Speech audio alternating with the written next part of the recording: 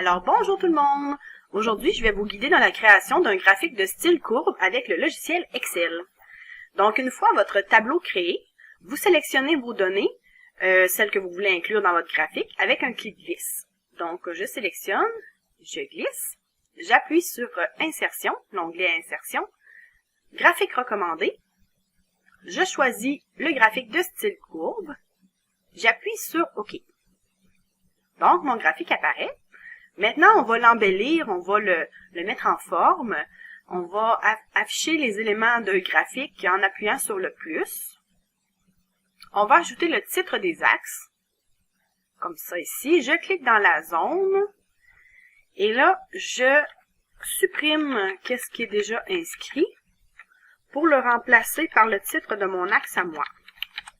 Donc, température. Et je peux, si je sélectionne le texte, on a la petite boîte qui apparaît, je peux mettre en gras, je peux augmenter la police.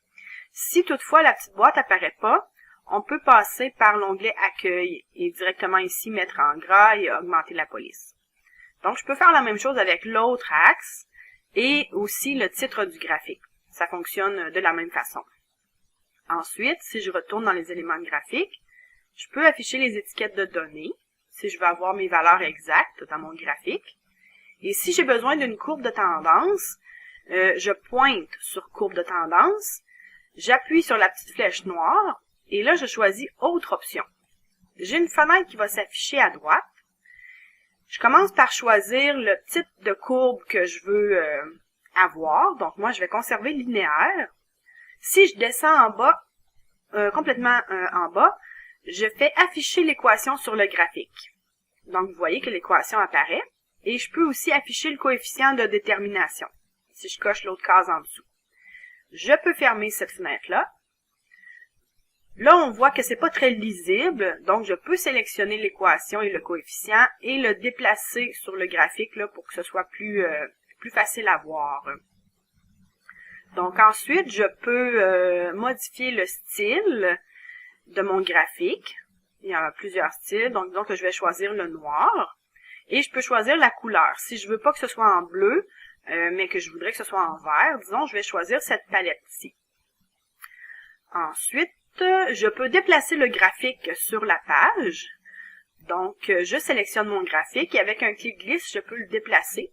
Disons, le positionner à côté de mon tableau. Et je peux l'agrandir avec la petite poignée ici en bas. Donc, clic glisse encore une fois. On peut l'agrandir. Je peux déplacer sur une autre feuille du classeur. Je sélectionne mon graphique. Je clique sur l'onglet Création de graphique. Bouton Déplacer le graphique. Et là, ici, je choisis Nouvelle feuille. Je nomme ma feuille. Disons que je vais la nommer seulement Graphique. J'appuie sur OK. Et Excel déplace le graphique sur une autre feuille. On voit ici, là, la feuille graphique a été créée. Et le graphique est tout seul dans cette feuille-là. Ce qui est bien avec cette fonction-là, c'est qu'on peut aussi directement l'imprimer. Donc, je vais dans Fichier, Imprimer. Et Excel place mon graphique déjà avec une belle mise en page, là, directement au milieu de la feuille. Et j'ai plus qu'à sélectionner mes options d'impression et puis le tour est joué.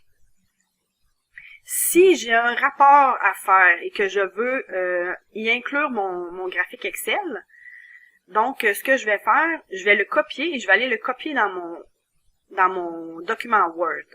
Donc je sélectionne mon graphique avec le clic droit, je fais copier. Je vais ouvrir mon document Word et là où je veux insérer mon graphique, je fais un autre clic droit et je choisis coller. Et mon graphique apparaît. Encore une fois, je peux le redimensionner en sélectionnant le graphique avec la petite poignée en bas ici. Seulement, dans Word, je dois utiliser la touche Maj. Donc, j'enfonce la touche Maj et je fais mon clic glisse pour que le graphique puisse conserver ses proportions. Si je ne tiens pas la touche Maj, on va voir ce qui arrive, seulement le clic glisse, je peux modifier les proportions de mon graphique. Donc, un petit CTRL Z pour annuler tout ça. Et Maj, clic glisse, Et voilà, mon graphique est redimensionné. Donc, bon succès!